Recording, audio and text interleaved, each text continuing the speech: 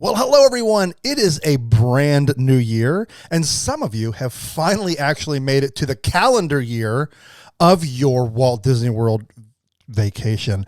But hold on a second. We all know that when planning your Walt Disney World trip, that everyone's got an opinion, right, about all of the things that you got to do. So on this episode, we're going to take a look at some common must-dos, yeah, right, that people tell you, well, you got to do this in order for your trip to be amazing. So stay tuned. Here we go. This is another Disney podcast production. Oh, yes, Dave. It is a new year. We are in the year of our Lord 22, the year of our Lord. Yes. Zero expectations for this year, by the way. Zero. No expectations. Zero. If we can just do a podcast every week, sounds good. Then we will have made it. You got it. Yes, indeed. So yeah, we are talking this week about things that people tell you that you have to do on your trip, or else you're not going to enjoy your trip. That's right. But don't listen to them. They're lies. They're all lies. lies. You don't have to do them. You do you, boo. You do you. That's right. You do you. Take some advice from a couple old Disney dudes. You don't have to do them. Wait, are you calling yourself old? I'm old, man. Oh, like it took me 47 minutes to get up the steps so we could record this. Like, I'm old. And you have one of those chair lifts. Is it not charged? Like, no, what happened? Set to very, very slow. Oh, goodness. All right, but before we do that, there is a couple of, I think, newsworthy things to talk about that have to do with the parks. Yes. Why don't you pick whichever one and you go first? We planned this, folks. We planned so well. So the one I wanted to talk about, and I sent this to you today when we were talking about the show tonight, and it's very, very interesting. And we've talked about this on the show before, but to actually see it, in print, on paper, made it super shocking. But going back to the Star Wars Galactic Star Cruiser, it is very interesting that the second month that it's open, so it opens it's not even really the second month because it opens halfway through March. Right. So in April, there are only 8 days for the entire month, or maybe it was 6. Either way, single digits, that it was not available. The rest of the month is open. Jeez. I think that it's even shocked me. All right, so I'm pulling off the article now. It looks like they may have even updated it. So let's see. Let's take a look. So what is available? Light gray or dark? I guess light gray. Yeah. Okay. So we're looking at a 90-day period here. So March through May. So March 31st is available. But let's talk about this. So that's about 2 weeks after it opened. And yes. let's be honest. I unless they're doing this literally different than anything they've ever done in all of creation, my guess is that first couple of weeks is going to be people that they want to comp to come in hopes that they'll say, oh my gosh, this is the most amazing Disney experience I've ever done. And I think that's going to include like Star Wars vloggers and bloggers and Disney parks vloggers and bloggers and the mom panel, the Disney moms. It's not called that anymore because it's not just moms, but like all of those groups and those people. I personally have a hard time believing that is not filled up the majority of the opening weeks in March. That's speculation, and you know what happens when we do that? We're always wrong. But when we get to April, 6 days are booked out of 30. There are 30 days in April. And in May, there are 31, and all but 8 days are available. So I think the writing is on the wall based on they pulled their little cute commercial a little too late, meaning they should have never released it. And now people are not going. Not going. Yeah, for sure. It's a lot of money. It's $6,000 for a 2-day experience. And I'm looking back, when it first came out and reservations opened up, there's also a calendar for that. And there were only 2 days in April that were not booked. Yeah. So 2 days in April that were not booked. And then a majority of May was booked as well. So there have been a ton of cancellations in the month of April. Yeah. I mean, and this all Go ahead. No, I was going to say that's not good for something that opened 2 weeks before. Yeah. So why is this, right? Like why, like if you looked at the calendar a month ago, like March and April were basically full. May still had a significant amount of days open, but March and April were basically booked.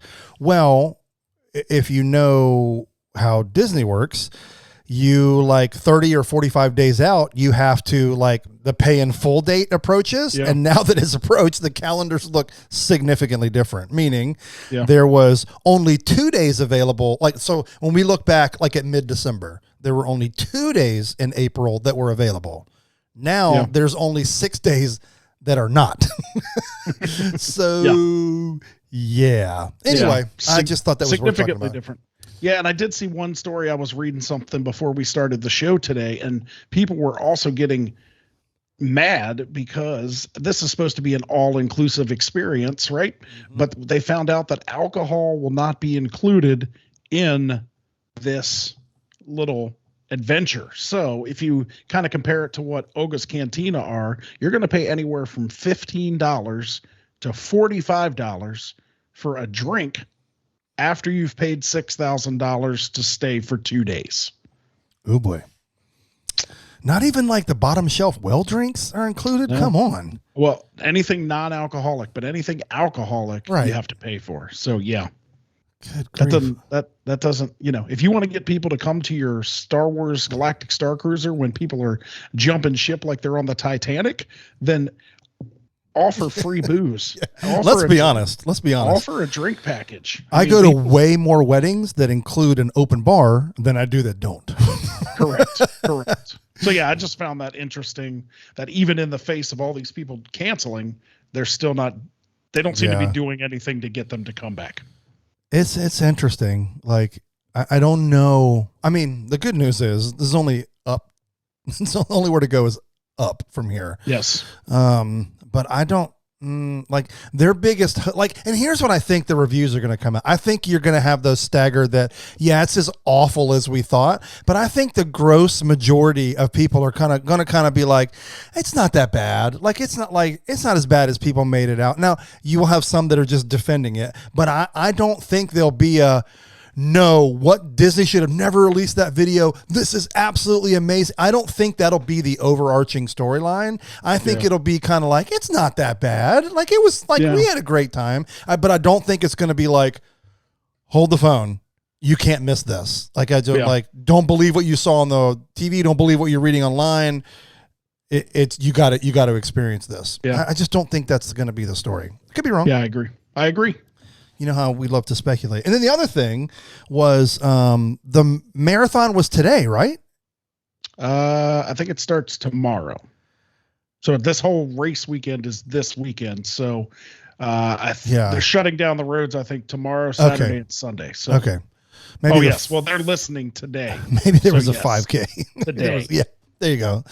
Okay, so this seems to happen a lot. And so as someone who's done several of these, I want to talk about it. And you can tell by my incredible physique that it's been 100 years since I've done this. No, Brandon and I used to run a lot when he worked here. And then they moved away and I kind of kept up with it, but he was my running buddy. So it was a whole lot harder to get motivated and just go do it. But I managed to stick with it enough that I had done a couple of Disney races before that, but in 2017, I went and did the light side at Disneyland, which I believe was the last Run Disney event in California. And then that was in April. No, that was in January. And then like April of that same year, I went and did the dark side at Walt Disney World. And so I went to both of those expos and the lines were horrendous. Now, why do I bring this up? All over social media today was I waited in line for 6 hours. People waited in line for 6. There's nothing at that expo. This is not a COVID thing. This isn't why are they lining people up? This isn't, they're limiting people in there. No, when I went in 2017, it was just like that. I knew that by reading the year before, like, oh my gosh, it's insane how long the lines are. I got up at like 5 a.m. and went and got in line. I think it opened at like 7 or 8, but I was in line for 2 hours and I was still 300 or 400th in line. Like, I mean, it just, you got, now here's the thing though. If you went about 4:00 in the afternoon, you could walk right in. But I think you're fighting, when you get there early, you're fighting the two things. You're fighting the, I want this and I'm scared they're not going to have it if I go later in the day, which is fair. Yeah. So you get up and go wait in line. And two, you're fighting all the people that are there just, they bring dad, grandma, grandpa, mom, son's friend, their cousins, and the two dogs, because the limit is probably 2 per person. So they got to get as much as they can because they're going to turn around and sell it online. So, I mean, it is what it is. Like, if you're interested in merch, you get in line and do it. I'm kind of a Disney clothes merch, everything nerd. And so like that was something that I was interested in. If you just wanted your packet, you could have gone at 5:00 and then strolled through the expo. And if you found something you want, got it. Now, could there have been stuff sold out? Absolutely. Absolutely. So I don't know. I just wanted to address it because I'm like, why does this happen every year? Like this isn't a new story. Yeah. It's always there's a lot of people there and they all want the stuff. Yeah. And I think maybe just because it got skipped last year because of the pandemic and we forget that it's like that every year. Right. Just true. Like lines at Disney World are a thing, whether you're in the park, whether you're at a restaurant, whether you're at a water park or an expo for a race, like you're going to stand in line. And we had a year where everything was kind of low key at Disney World, not a lot of people coming. Lines were down. There was no lightning lane. So lines were kind of low. So I think people just forget that lines are a way of life. And when you invite 10,000 runners and they all want a shirt, there's going to be a line. Oh, so, and you're at Disney. So and you're at Disney. Add that factor. I mean, I go back to October 1st when we finally got that, whatever that digital queue where we got a time to come back. There were 15, 20 people in front of us, and we were in line for 45 minutes. We never moved. Yeah, it definitely did not move quickly. But I mean, if you want the merch, you got to stand in line. It just is a thing. Sorry, that's my thing. That's my Disney rant, which is not really a Disney rant. It's just like, people, like, go at 5 p.m. and you get what you get, or get up early, or get there at 10 a.m. when it opens, or 8 a.m. when it opens, and realize that people have been standing in line for 3 to 4 hours. So, I mean, it's no different than, I don't know. I guess I came from the generation where, like, when concert tickets went on sale, we had to be standing in line, like, at the grocery store that happened to sell Ticketmaster stuff. And like, now it's all done like online. So like, I guess I just grew up standing in line. I don't know. I just remember all these big events. You had to go stand in line. Yeah. It was weird. I do remember that, waiting in the line at the mall. Yeah. Yeah, like at a record store or something. Yeah, we actually had one, and this is going to sound funny. This is a weird tangent, but we had a grocery store called Farm Fresh, and it happened to have a little, like, their little, like, customer service desk was also a Ticketmaster counter, and we were trying to get Garth Brooks tickets in the crap. I should have said last year because he's back current again, but it was the 90s. That's how old I am. Anyway, no one cares. Good stuff. Okay, I think that wraps up the fun news stories that we had. A lot more going on, but quick, fun, easy news for this week. Yeah. Yep. But Dave, let's get around to what we started the show off with. Okay. And that is things that people tell you have to do on a Walt Disney World vacation in order to enjoy your trip. When in fact, you do not have to do these things. That is correct. And you still can enjoy your trip. 100%. 100%. So I'm gonna kick us off. Okay, let's go.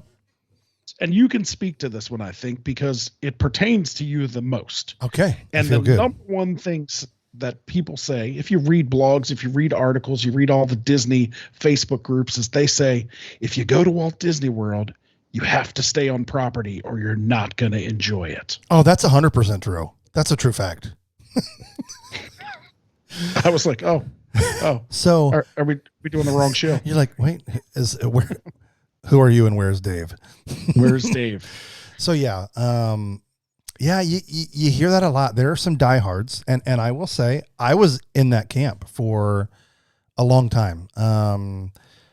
Every time we went with you guys, we stayed on property. When we brought our daughter for the first time, we stayed on property, and then. I don't know. It seems unfair to talk about this. Why it changed for me was one simple thing.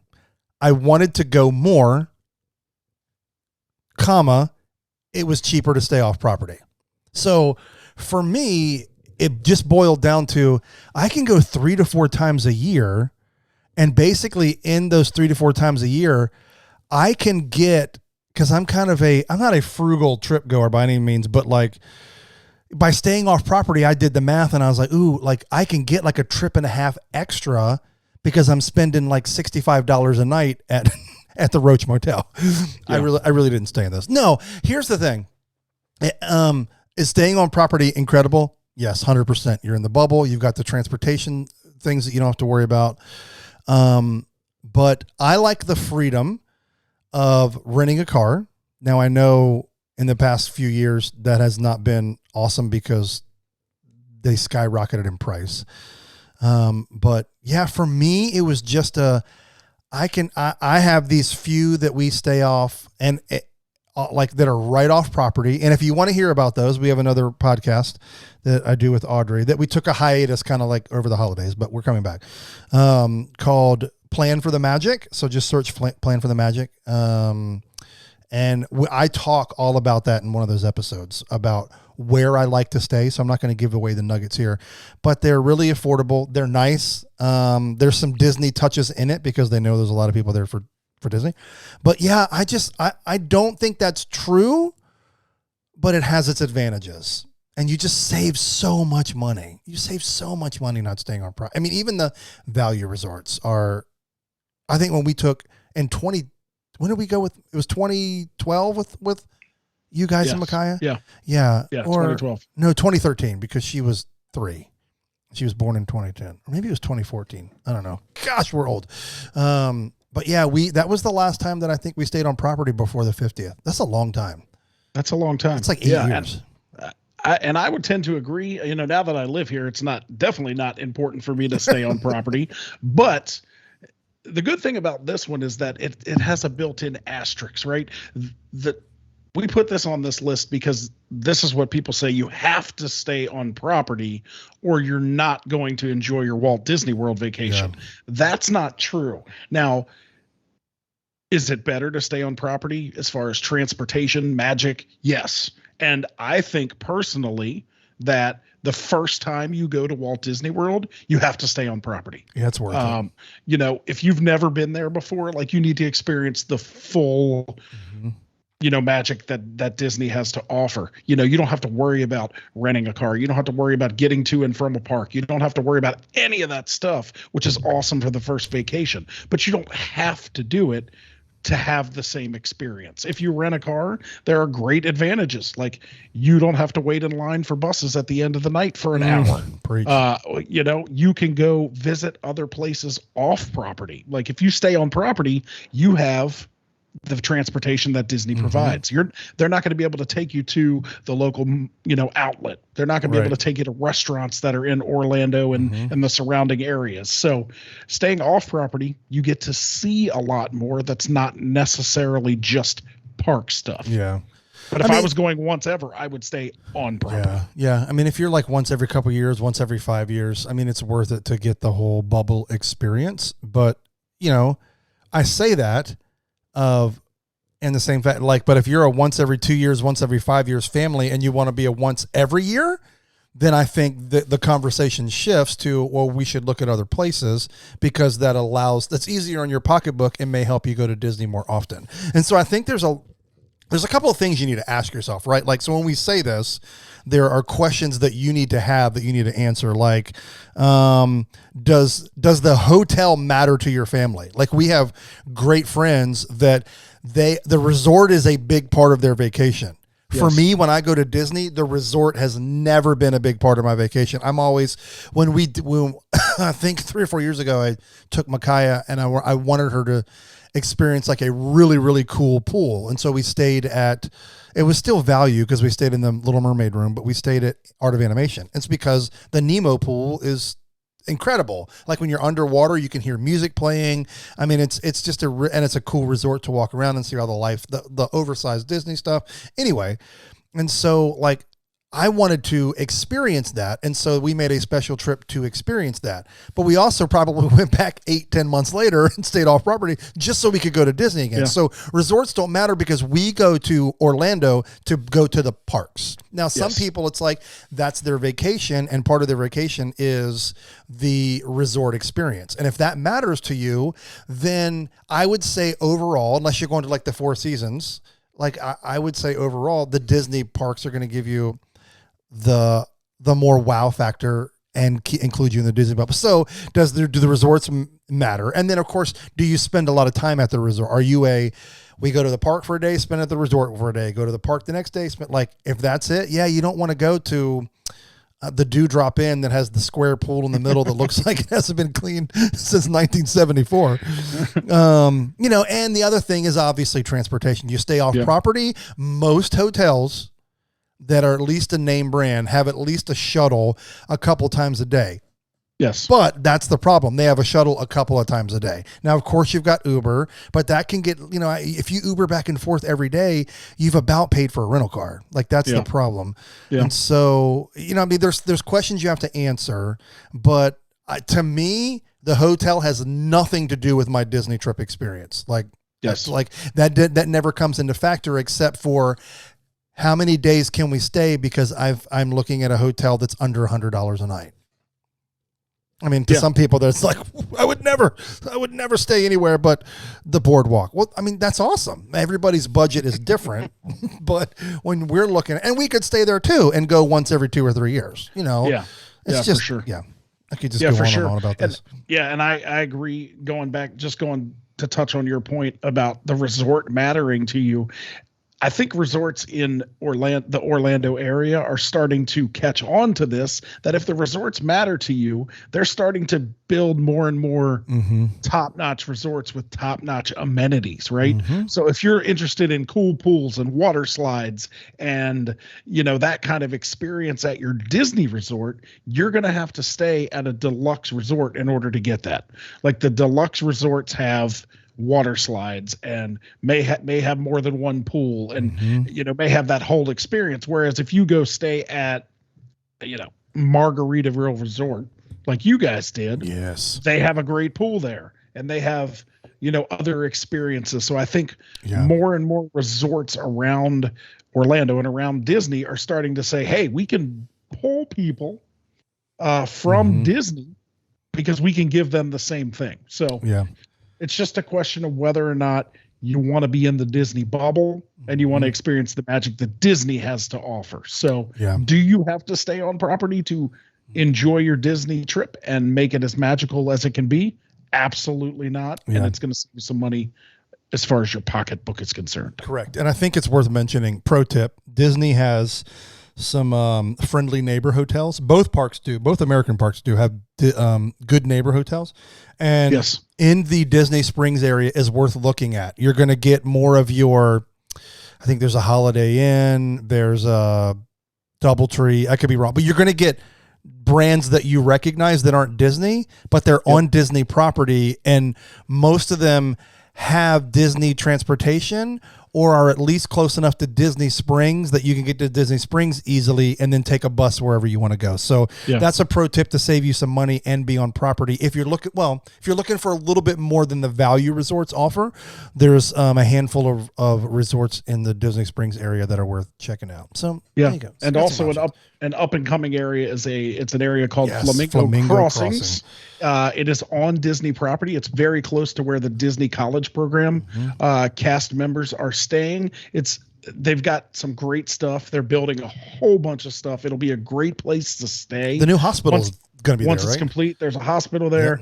There's all sorts of restaurants. They opened a Target there. We just went and visited Matthew from the podcast. We went and saw him. He stayed there this last week over New Year's at the Fairfield Inn. And they have a wonderful pool. They got basketball courts. They got batting cages at this hotel. And that's because obviously we have Wide World of Sports and there's baseball tournaments and all that stuff, but great up and coming areas to stay off property, but still on Disney property and affiliated with Disney. So I will say this, Flamingo Crossing, to my knowledge, I don't think you can get any closer to property and be off property. I think you come out of there, if you pull out of the hotel side of that, you'll come to a light in a sixth of a mile, eighth of a, less than an eighth of a mile. I don't know, 300 yards.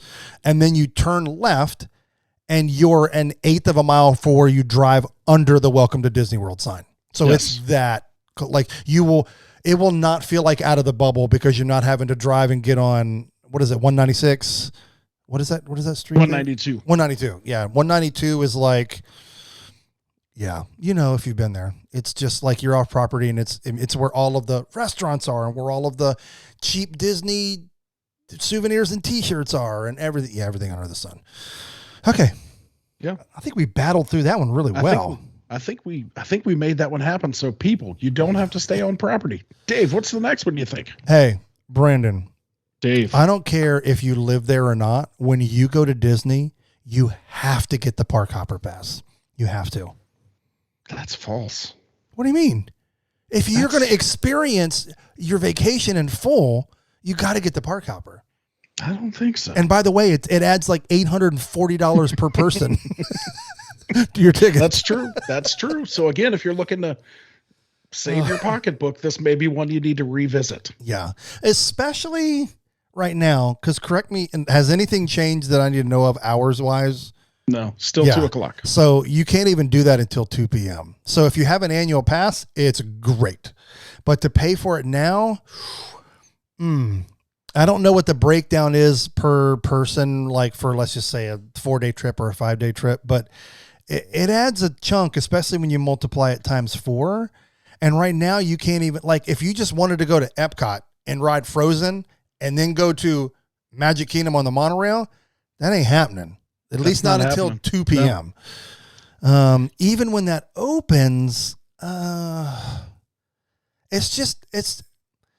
just have to look at it and weigh it. I just don't, it's not a must. Absolutely not a must. It's definitely not a must. The only way that it would be a must is if they took completely the time off of when you could park hop. So as long as you have to go scan into your first park and then you can go anywhere. If you wanted to go 10 minutes after you went to Magic Kingdom and jump on the monorail, go to Epcot, that's the only way right now that it would be worth purchasing the park hopper pass. You don't need it, especially if you're here 5, 6, 7 days. Right. You don't need to go to more than one park a day unless you're trying to set some sort of record or say that you went to all 4 parks in one day. Right.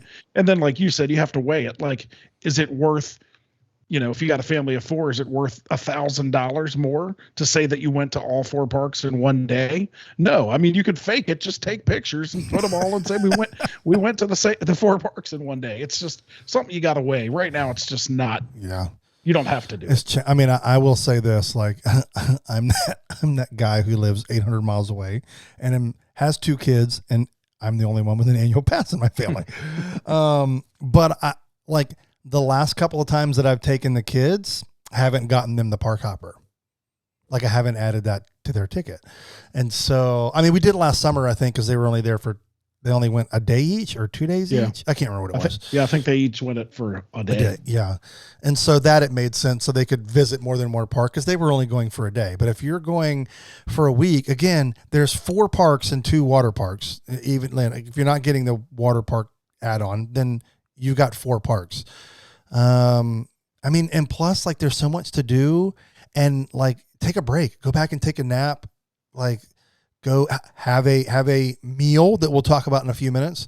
And, you can get right back after it and still be able to break up your day and enjoy it. But yeah, if you're pressed for time, I see the value, meaning like maybe you can go to the parks for 3 days and there's only 4 parks. I see the worth, but it is not make or break at all. No. It is not a necessity. No. And especially right now, we're in the busier time of year. So, if you go to Magic Kingdom, there's no way you're doing everything on your to-do list in a half day or by 2 o'clock, and you're going to be ready to jump to a different park. That's right.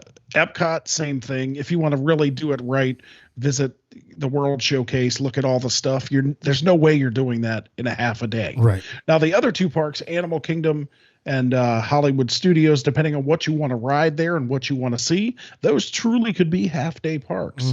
But there is enough at both of those parks to do a whole full day. So Yeah, especially park food hop- wise. Yeah, food wise, definitely. And especially when the festivals are going on and things like that. I mean, it's cheaper for you and you'll get a more full experience if you just spend a whole day at a park. Like Dave said, go back, take a nap, sit down, break it up. You don't have to go, and we'll talk about this too. You don't have to go crazy every single day. So yeah, for sure. park hopper's not necessary. It's a great thing to have if you're here for a short amount of time. Yeah. Hey, Brandon. Hey, Dave. What is another thing that I have to do for my Disney vacation? I got to know what's something I can't miss out on.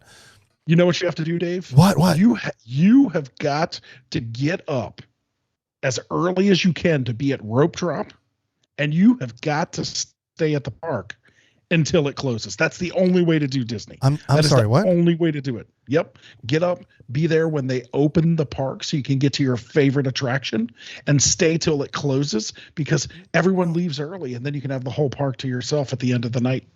That is just not true. First of all, I'm old. I can't do that anymore. Speak the truth. I know somebody that this is their jam. I remember when we were in our 30s and this was our jam. This definitely used to be our jam. Because you didn't live there. I didn't live there. It was a once a year or once every couple of years. However, we were breaking it up then. This one's interesting, especially when you bring, your family better than anybody, but when you add multiple humans, multiple age humans, and then some of those humans are going to be like, excuse me, I'm on vacation. Why am I up at 5:30 doing my hair to get on a bus while it's still dark to go stand in line behind a rope? So this is just not remember, you're on vacation. You're on vacation. That's the biggest thing go ahead. Yeah. And I mean, like you said, this used to be our jam. I mean, I remember we used to take, when we would fly down at the 5:30, 6 a.m. flight. Early. We would land, we'd jump on the Magical Express or get our rental car.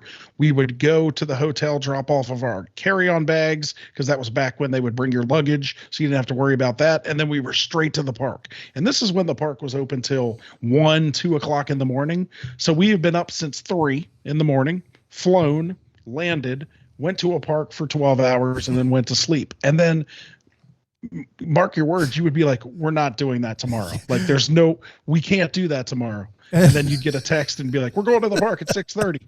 And then you're up and you're doing it. And then by day 3, we couldn't figure out, why can't we get to the park before noon? Yes. So you will wear yourself out. Remember, this is a vacation. You will not miss anything. Cinderella Castle is the same at 8 a.m. as it is at 2 p.m. Sure enough. It's the same. Yeah. So just pace yourself. Don't worry, unless there's something you want to ride. Now, if you want to get on Seven Dwarfs Mine Train or get in line for Rise of the Resistance, obviously you're going to have to get up early. You're going to have to be in line for that stuff when the park opens.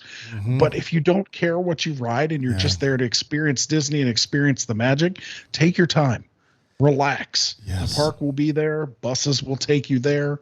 Enjoy your vacation. Yeah. And I will say, again, this all also goes back to, the people that you're traveling with best. So if you've got little ones that get up at 5:30 every day or 6 a.m., get up and go and do rope drop, because you're going to come back for lunch and eat at the hotel and take a nap, right? But this isn't then go back to Magic Kingdom and stay till 11 p.m. You have to remember you're on vacation, honor all the people that are with you and love them, but recognize your crowd, right? So our crowd, I won't name any names, Krista, she sorry, I had a little cough. She's not dying to get up and run to the park, I cared about that the first 2 times we went. And then I'm all like, Krista's onto something here. She always was the smartest one. Smartest one in the room or not in the room. Smartest one on the trip. For sure. And For so sure. now, like when we go, it's kind of like, okay. Now we did obviously for October 1st, for the first day of the 50th, we got up at dark 30 and we're standing in a looping line to get on a bus, and it was still dark outside. But is it a fun experience? Yes, it's worth doing once. Should you Once every 10 years bank your trip around that? No, man. It's just like Disney World. I will say this: if you take it easy, you'll walk 6 to 8 miles a day. If you do Disney like you got a gung-ho family and you guys are after it, you're going to walk a half marathon every day. Yep. That is not something that you do on a daily basis, most people. So yeah, I just remember, as excited as you are, like think about the longevity of your trip, however long that is. Again, if you're there for a day, yes, get up at 3 a.m. and get there and stay till 2 a.m. Do it 100%. But think about, know the people that you're with, figure out a strategy, and make the best of each day, which sometimes includes passing out at 2 o'clock in the hotel room. Like it just does. Yeah. Yeah. So I think those are fair. I agree. Yeah, for sure. It's not a must. It's not a must. It's not a must. Now, you know what somebody told me, Dave? Okay, go. Somebody told me, and you look at me. I mean, I am very svelte. I have a wonderful figure, and I love to eat. But you know what somebody told me? They said when I go to Walt Disney World, they said, don't waste your time. Like, don't spend a lot of time on meals. They told me to only get quick service meals. Like, so that's what I did. Is that something you would recommend? Were you offended by me telling you that, or I don't know why we're bringing this up? Yes. Okay. I mean, you've ruined me as far as meals. Hey, like quick service. Look, you just need calories for that half marathon you're walking, and you need to shovel it in and keep going. You got a lot to do. You're at Disney. There's a lot to do. Am I wrong? That's why we don't go to the parks very often together. Okay, so why Brandon throws this in my face is this is my typical Disney experience until the Palms moved 7 minutes away from Magic Kingdom. Okay, I'm here with my kids. All we basically need is fuel. I'm going to find the cheapest fuel, the low grade, if you will, and shovel it in our mouths, and we're just going to keep going so my kids can experience everything they can experience. Plus, it's saving money. So I get that. But, I don't know, 2013, 2014. I don't know. Y'all might not have even lived there yet. I can't remember. Maybe it was after y'all moved there. No, we did not. We did not. Hadn't moved there yet? Okay. You guys took me to Via Napoli, and we had lunch. It was just lunch, but it was sit down. It happened to be 847 degrees at Epcot, which is true of most days between March and November.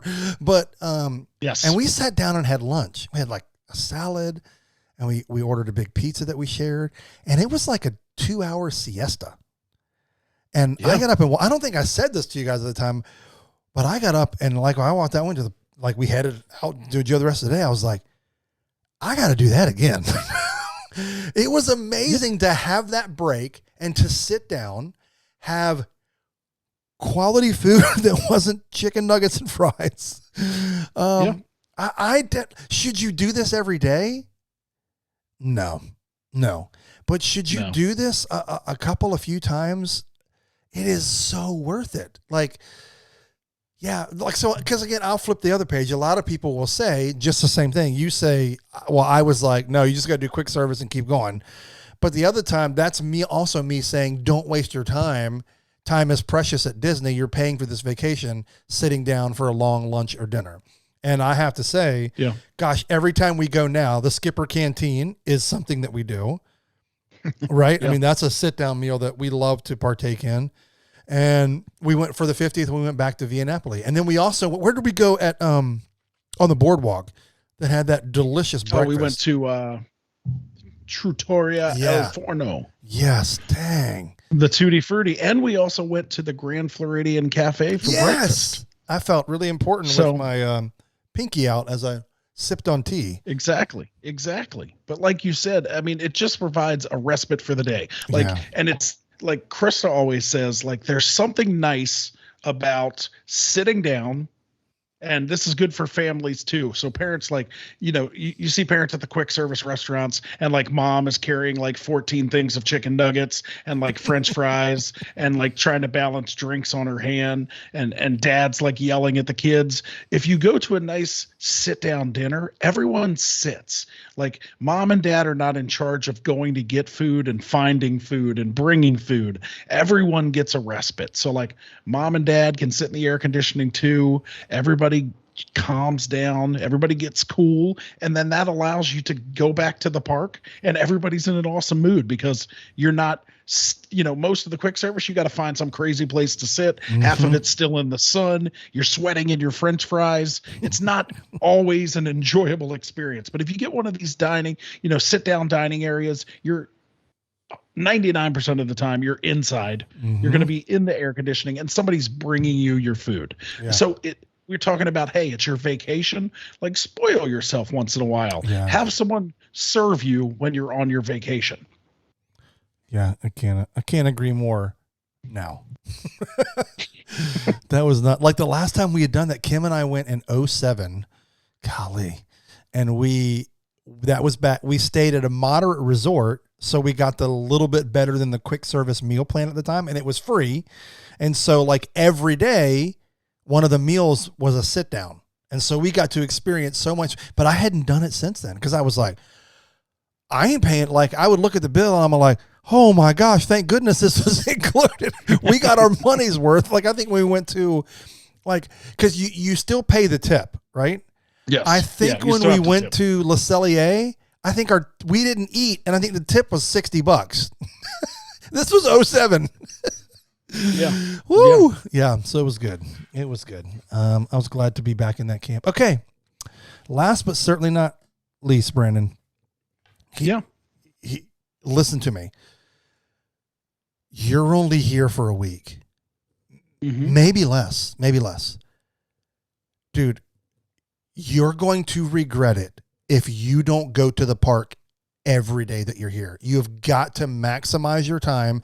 Your kids, you'll be making memory with your kids. You'll be having a great time as a family. You have got to make sure that you go to the park every day. Are you with me? No. You're on vacation at the most happiest place on earth, and it cost you $4 million and $6. Yeah, I mean, I feel you. I just you gotta have some time of holding out and hanging out with your family. Again, we talked about you're on vacation. Like, oh yeah, you don't need to go to the park every day. Now, that's a good point. If you're here for 2 days, yes, you got to go to the park every day. Like, there's no time to waste lounging by the pool. You have a pool at home. But if you're here for 7 days, my gosh, like there was nothing better during the 50th anniversary. Yes. We didn't spend a whole day at the pool at the resort, but we would go to the park in the morning and then we would head back to the resort in the afternoon. We'd get in the pool, we'd cool off, we'd relax, and then it refreshed you for the rest of the day, for the rest of the night. So just think about what that would do in the middle of your 7-day vacation where you're walking a half marathon every single day. To just take a day and say, hey, we paid $3,000 this week to stay at this hotel. Let's hang out. Let's enjoy the pool. Let's relax. Let's be on vacation for a day. So, again, we used to do this. We'd go to Disney for 7 days, and we would be there open to close for 7 days. We would come home. We would come home and be exhausted and be like, hey, I need to go on vacation for my vacation. So true. So yes, take a day, take 2 days, and you can kind of cheat the system on this one, right? If you're here at the right time, if you throw a water park day into your vacation, here we go. It technically would be like relaxing because mom and dad can hang out by the pool, the wave pool. They can hang in the lazy river. The kids can go up and down the steps for all the slides. They can go nuts. And things like that because there's a lot of steps. But yeah, I mean, throw a day either at the pool at your resort or go to a water park and just relax where you don't have to walk 13 miles a day. Yep. This is true. Yeah. So this isn't like a complete list, but we just were like, man, like everybody hears from Steve and Johnny and Jennifer and and my friend Margaret on Facebook that was like, "Oh, you're going to Disney? Make sure you do this." Like, we all get this. We all have our helpers when it comes to planning our Disney vacation. And then, and especially if this is not something that you do often, or you're, like steeped into how to do the parks. I mean, there's great things out there, and most of these places will tell you, take your time, pace yourself, relax, enjoy. You are on vacation, but you've got for some reason, Bob and Cindy are like Dave and Brandon from 10 years ago. They'll go, go, go, go, go, go, go. And Bob and Cindy are going to tell you, "Oh, you got to do this. You got to do this. You got to make sure you ride this. You got to do this." And then you get there and you're like, I have a list longer than quarterback plays for a winning franchise. You're like, I don't know where to start or what to do. I can't do this, Bob and Cindy. I can't. And then your vacation's ruined because you're worried, instead of taking time to enjoy it, that's right, you're worried about getting to everything to check off the list. No, what you're worried about is going home and Bob and Cindy asking you. Correct. That's what you're worried Bob about. and Cindy are going to be like, "Did you go down to Disney Springs and look in the back alley where they hand out, contraband Disney pins?" Right. No, Bob and Cindy, we didn't get to that. Oh my gosh. Now I want to title this episode "Bob and Cindy, Trust Me, They're Wrong," in parentheses. I think that's a great episode title. People are going to be like, "What? Do they have new hosts?" A majority of the people don't probably listen to us till the end of our episode, so they'll never get That's right. why we named it that. But that'll be your payoff. If you're listening to this right now and you now understand the title of the episode, kudos. Even though I'm not going to do it. But Bob and Cindy right now are like, "What? They talked about us on the show." If we have any listeners named Bob and Cindy, I'm super yes, sorry. We have now offended you, and you will not listen past this point right here. Beep. Okay, you know what? I know. All right, we've been at this for 45 minutes, but there are two. I feel bad. I still want to cover parks news because parks are our passion. I feel like we gave some people some good tips.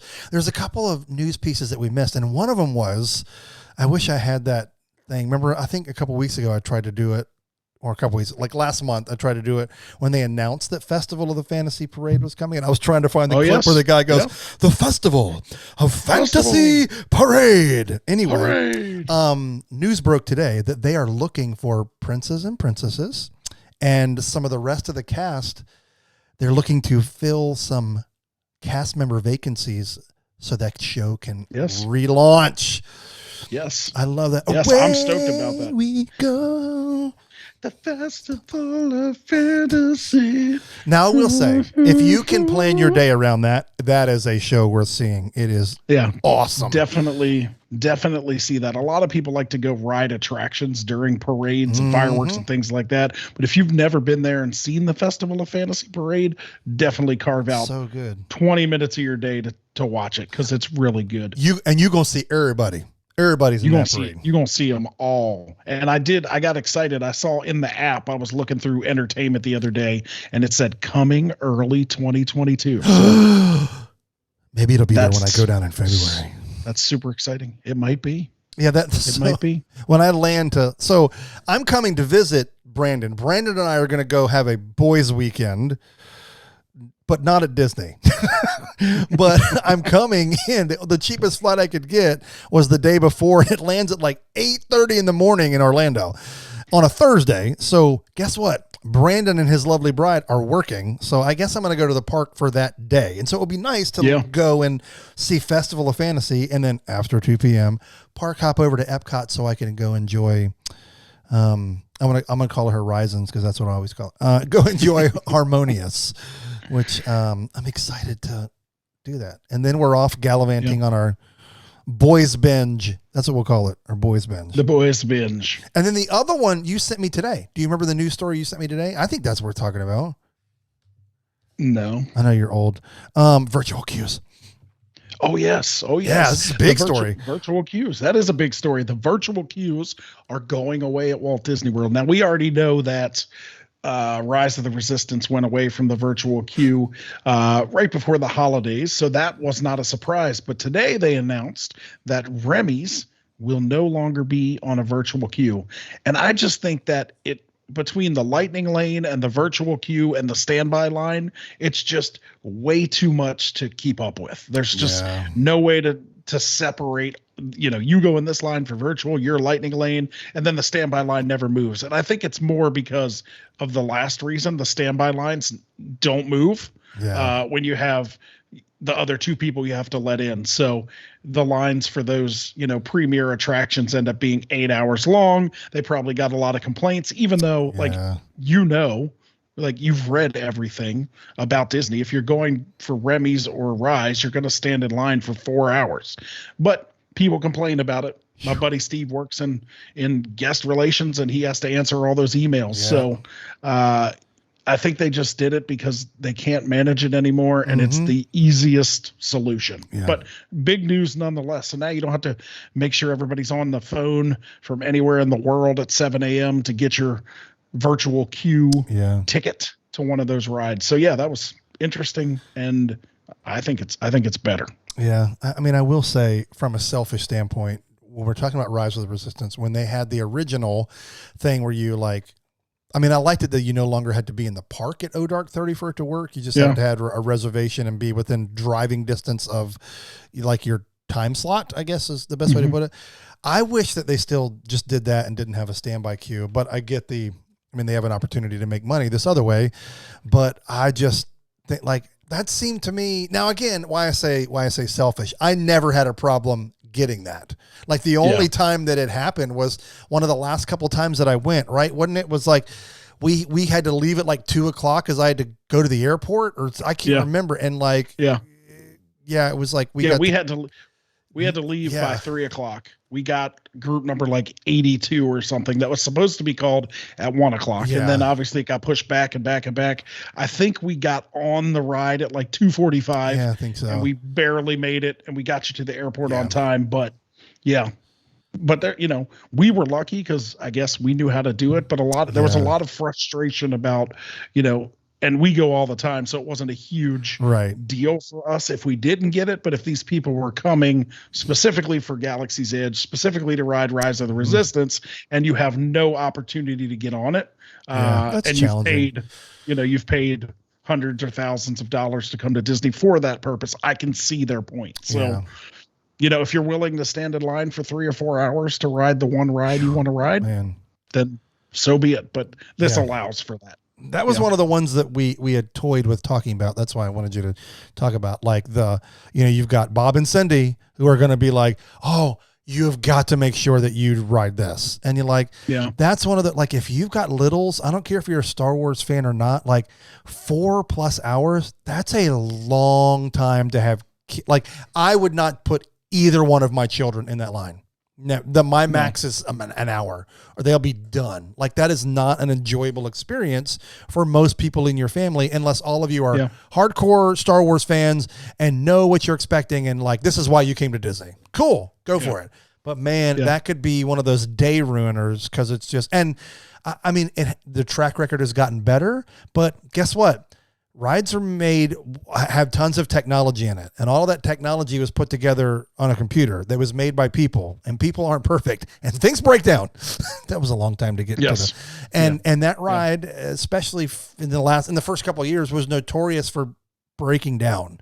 Not often, but when it breaks down, it could be done for the day. It could be they had to reset the computers. You just don't know.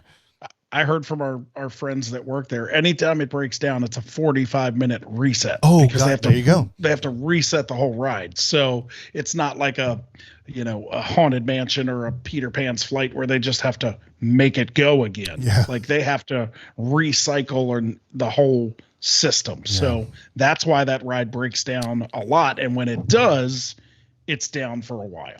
Wow. I didn't know that. That's insane. So yeah, it kind of stinks, but, Disney World is a big world. Go enjoy it. It is a big world. And hopefully you won't take all of Bob and Cindy's advice. You'll be good. Yeah. Don't listen to Bob and Cindy. Okay, man. Until next week, which we're am I 6 weeks away from seeing your face again? Yeah. This is insane. This is insane. I can't wait. As long as the Kron keeps its head down, then yes. Gosh. Okay, Omicron, do your thing. Get out. Do your thing. Be like South Africa. Be like South Africa. That's right. That's right. All right, my friend. But yes, it was We'll good to see next you. week. See you next week. I love it. Bye, everybody. Bye.